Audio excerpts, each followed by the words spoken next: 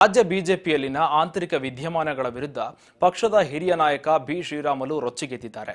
ರಾಜ್ಯ ಬಿಜೆಪಿ ಸಮಸ್ಯೆಗಳಿಗೆ ಪರಿಹಾರದ ಮೂಗುದಾರ ಹಾಕುವ ಶಕ್ತಿ ಪಕ್ಷದ ರಾಷ್ಟ್ರೀಯ ನಾಯಕರಿಗೆ ಇದೆ ಎಂದು ಗದಗ್ನಲ್ಲಿ ಮಾಜಿ ಸಚಿವ ಬಿ ಶ್ರೀರಾಮುಲು ಹೇಳಿದ್ದಾರೆ. ಯತ್ನಾಳು ರಮೇಶ್ ಜಾರಕಿಹೊಳಿ ಅವರ ರಾಷ್ಟ್ರೀಯ ಅಧ್ಯಕ್ಷರ ಭೇಟಿಗೆ ಹೋಗಿದ್ದಾರೆ. ರಾಜ್ಯ ರಾಜಕಾರಣದಲ್ಲಿ ಯಾವುದೇ ಮುಚ್ಚುಮರೆ ಎಂಥದ್ದೇನೂ ಇಲ್ಲ, ಎಲ್ಲರನ್ನ ಕರೆಸಿ ಚರ್ಚೆ ಮಾಡಿ ತಪ್ಪಿತಸ್ಥರ ವಿರುದ್ಧ ಕ್ರಮ ಕೈಗೊಳ್ತಾರೆ ಎಂದು ಹೇಳಿದರು. ಕೆಲವರು ರಾಜಕಾರಣದಲ್ಲಿ ತಮಗೆ ಶಕ್ತಿ ಇದೆ ಅಂತ ಹೇಳಿಕೊಂಡು ತಿರುಗ್ತಾ ಇದ್ದಾರೆ.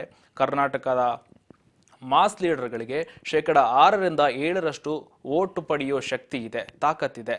ಅಷ್ಟೇ, ಅದನ್ನ ತಿಳಿದು ಅವರು ಏನು ಮಾತನಾಡುತ್ತಿದ್ದಾರೆ ಅದನ್ನು ಅರ್ಥಕೊಳ್ಬೇಕಾಗತ್ತೆ. ಈ ಬಗ್ಗೆ ಮತ್ತು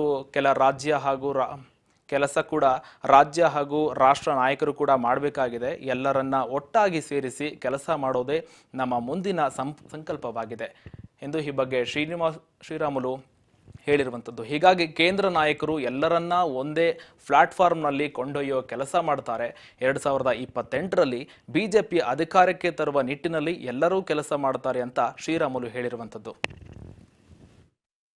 ಕರ್ನಾಟಕದಲ್ಲಿ ಭಾರತೀಯ ಜನತಾ ಪಾರ್ಟಿಯಲ್ಲಿ ಇವತ್ತು ಎಲ್ಲ ನಮ್ಮ ನಾಯಕರಾದಂಥ ಸನ್ಮಾನ್ಯ ಇವರು ಬಸವರಾಜ ಪಾಟೀಲ್ ಯತ್ನಾಳ್ ಅವರು ಅವರೆಲ್ಲರೂ ಕೂಡ ಸೇರ್ಕೊಂಡು, ರಮೇಶ್ ಅಣ್ಣ ಜಾರಕಿಹೊಳಿ ಎಲ್ಲರೂ ಸೇರಿಕೊಂಡು ಇವತ್ತು ಕೇಂದ್ರಕ್ಕೆ ಇವತ್ತು ರಾಷ್ಟ್ರೀಯ ನಾಯಕರನ್ನು ಭೇಟಿಯಾಗಕ್ಕೆ ಹೋಗಿದ್ದಾರೆ.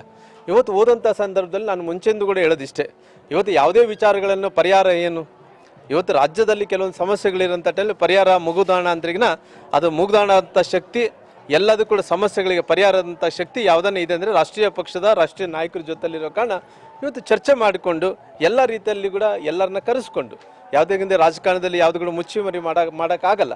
ಯಾರು ತಪ್ಪಿದಸ್ಥರಿದ್ದಾರೋ ಯಾರೇ ಆಗಿರ್ಬೋದು.